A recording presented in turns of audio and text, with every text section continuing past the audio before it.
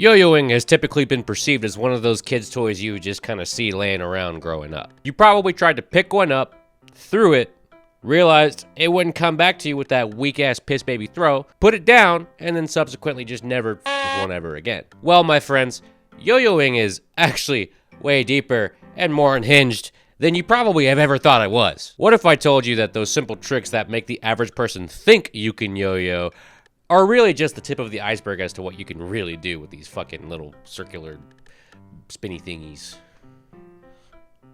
I just popped my leg and that shit hurt. Can you walk the dog? Brother, can you do the cradle? The easy, okay? Hey, have you tried Godspeed?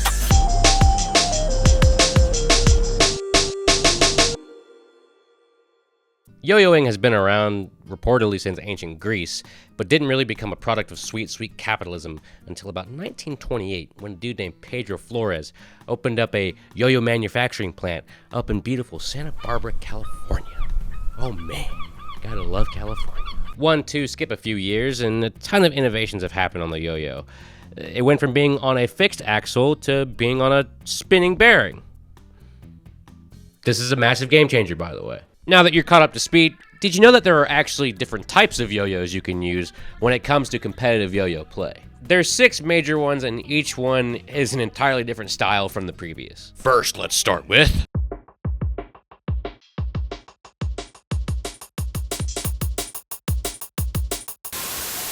Get on! Give us the finger, we'll give you the power.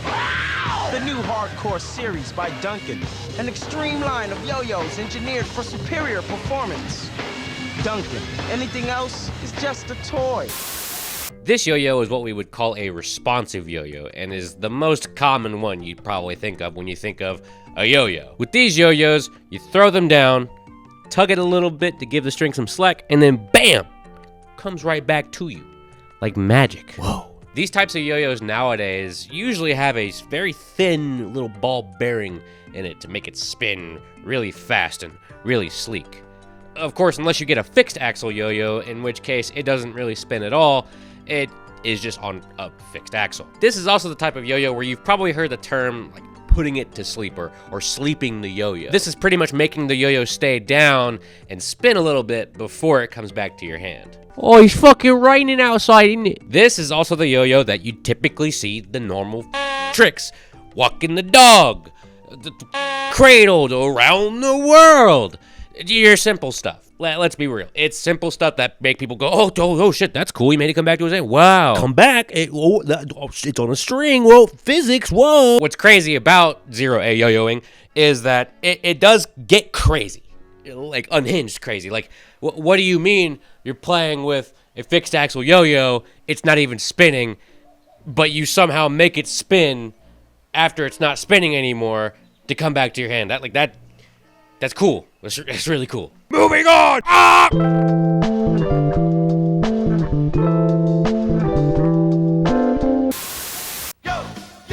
Yo-yo ball. It's so much fun and easy to do, cause wherever it goes, it comes back to you. And you never have to wonder, you can do it all. Hey man, it's a yo-yo ball. Yo-yo ball that always comes back to my big time toy. Hey, you remember that thin little bearing I was talking about? That little thin bearing? Yeah, well, take that bearing and just make it a little wider. Just a little bit, a little wider. When you do this with a yo-yo, you get what is called an unresponsive yo-yo, or a yo-yo that will not come back to you no matter what you do. The only way to make this yo-yo return to your hand is if you do what they call a bind, or pretty much making the string force the thing to come back by going the other way of it spinning. This is typically the first thing I think about now when it comes to yo-yo nowadays, and it's kind of what the most common competitive yo-yo style is. This is where you'll go from walking the dog to doing crazy like this. I'm not good at doing this at all. I'm very bad at it. There's all sorts of tricks you can do with this kind of yo-yo, and it gets absolutely mind-bending. That being said, there is a wonderful video by Wired that I'm going to link in the description that goes through the 26 levels of yo-yoing, and yeah, there you go. That's a great way to figure out where to start with this.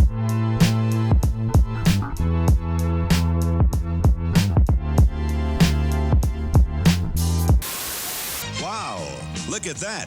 It's the Duncan Jewel. Watch Gus Samara do the brain twister. And here's Duncan's famous Imperial. Don Townsend makes the man in the flying trapeze look easy. And with the Duncan Butterfly, you can learn to rock the baby like Duncan professional Laura Lynch. The Jewel, the Imperial, the Butterfly. They're all Duncans, and you know... You know Killua from Hunter x Hunter and how he uses like yo-yos that look kind of round? Well, that's two-way yo-yoing, or looping yo-yoing, where you pretty much have these two responsive yo-yos. You throw them, they loop, and they come back to your hand, and they look really, really, really cool. Kind of like this. They kind of look like this. This is a Duncan Imperial, by the way. But they kind of look like this.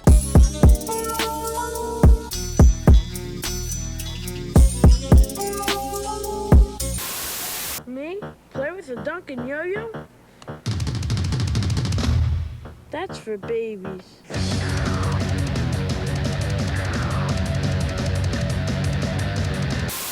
3A play. You take one unresponsive, and then you add another unresponsive yo-yo. Yes, just when you thought unresponsive yo-yoing was crazy enough, kind of already looks pretty hard, you have another unresponsive you can add on top of that. With this type of yo-yoing, I'd probably get mad as hell considering that these two yo-yos not only can be played separately, but also rely on each other's strings to make really cool tricks happen. Meaning you could tangle the shit out of these really easily. And to top it all off, you still have to bind both of these back to your hand. So good luck with that one, dog. Look. I'm not trying to make this sound really hard. I mean, you got to put practice into anything, but please don't give up on it. This is a really cool hobby. Not enough people do this hobby. It's a really cool hobby.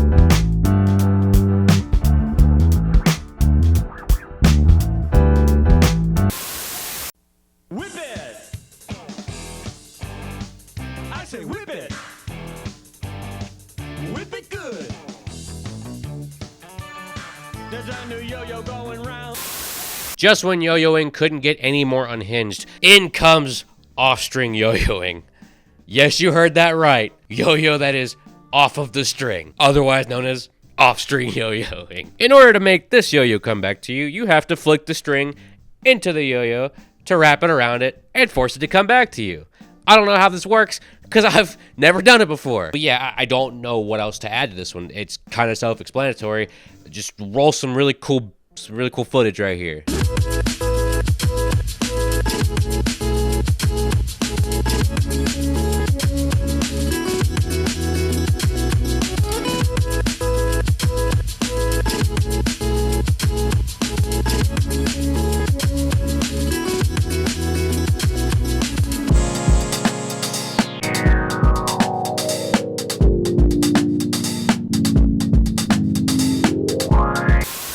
Kids, what's the newest kind of Duncan Yo-Yo Top?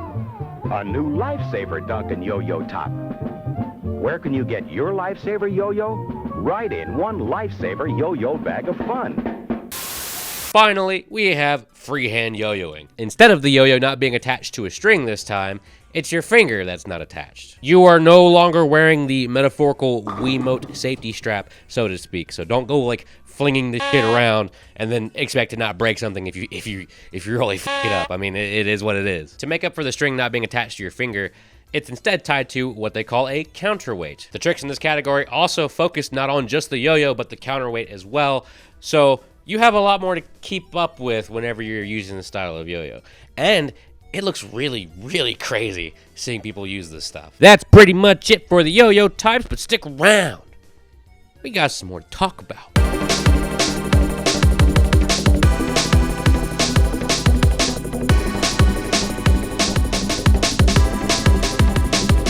All right, bozos, so this is the, just kind of showing what the inside of a yo-yo kind of looks like, as well as like what different kinds can look like. So first I'll go over the different kinds that you'll come across. So first you'll have like this like fixed axle. You're probably familiar with this one probably the most.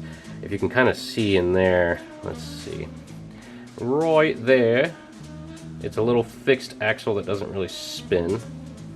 And it just kind of is suspended when it goes down. These things eat strings like nobody's business, by the way, which is why I don't have a string on this right now, because I've gone through like 3 strings in the past week just trying to throw this while just doing stuff like at work or whatever. Next you'll kind of have like these like early responsive yo-yos here. So this on the inside has this kind of interesting bearing setup. I've got these two little like washers here that kind of sit like in the inside of the yo-yo here on both sides. So you've got like this little indent here, and then you have this bearing that sits in the middle to allow it to spin a little faster. Kind of neat. This is an old yo-yo from the good old school program anti-drug campaigning days.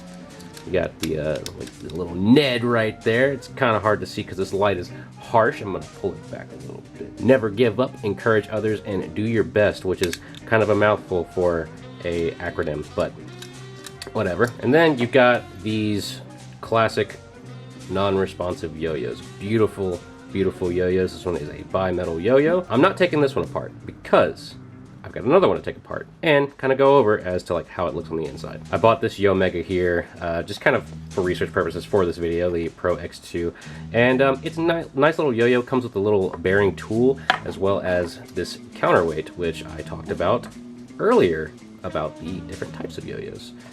As you can see, you've got this little hole here that runs through the side of it, and it allows you to tie a string around it to do the counterweight play. This one also comes with a bag that has a responsive bearing in it, a little bit thinner, with a little axle to tie it around, as well as a bunch of different colored strings. You can get colored strings in pretty much whatever color you want, and they feel really nice. Different materials also exist, and a yo-yo glove. This is really nice if you don't want finger burns, because finger burns suck. This guy here, let's open him up. Nice, beautiful yo-yo. I have the non-responsive bearing in there right now. As you can see, it's very wide. Beautiful, beautiful yo-yo. Nice black with gold accents. And let's go on over the inside of what this looks like. God, there we go. All right, so what we have here is the response pad. These guys kind of help make the yo-yo return. Because it's non-responsive, it's going to be unable to come back to you, so you have to bind it. And these guys kind of help bind it. As well as it with its just being, if it was a responsive bearing in it, it would still just kind of help with performance. So you can take these little guys out here like that, and there you go. Oh no, it's rolling away. Please don't let me lose it on this floor. So if you want to swap a bearing out, which is this little guy here, you can easily take this out when you have the axle out by just putting this guy in here, tilting it a little bit, give it a little bit of love. There you go, and it pops right out. And then you can easily just open this guy up here. Oh, look at that. And you just pop it in like so. If I can get it off of the table. Boom. Get it nice and snug in there. Make sure it doesn't come out. And look at that. It's spinning. Beautiful. And look how much thinner that is compared to a non-responsive yo-yo. And I'll actually pull up my other non-responsive to just kind of show you the difference. Oh my god, things are falling apart because there's no axle in it. Oh my god. So here you can kind of see like what I meant with the size difference. This one is way wider because of that bearing, which kind of helps it not return. So whereas this, because it's so close together, that string is going to catch easier on the inside of the yo-yo, making it come back. So there you go. That is the inside of a yo-yo. I hope that was super informative. Now back to the main part of the video.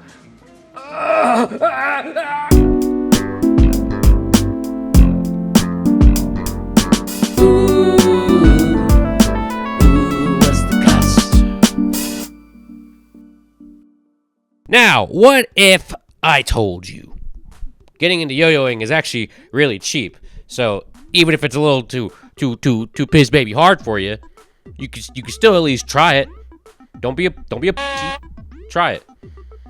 It's good to try something once. You can honestly spend as little as $10 to $15 on maybe one or two good yo-yos just to get started, and that would be more than enough to learn whatever you want to learn. A good starter combo set I would say to get for yo-yos would be the Sage, which is a responsive yo-yo, and then the Replay Pro, which is an unresponsive yo-yo.